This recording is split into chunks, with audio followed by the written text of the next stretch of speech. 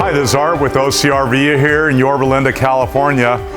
This is a 2021 Winnebago Solus, and you can see it's been in a side impact collision, and at this point we've got all the old panels removed and repaired all the inner structure here, and we're getting ready to put the new sheet metal panels back on and weld it up and seam seal it, and then it'll roll over to the paint department and get painted.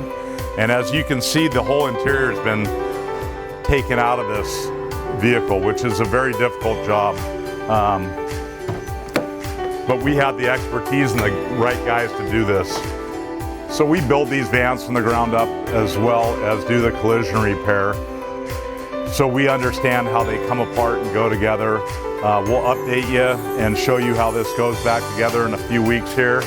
And so if you have any minor to major bodywork that you have on a Sprinter, a Ram, or a Ford Transport van, please call us at OCRV here in Yorba Linda, California.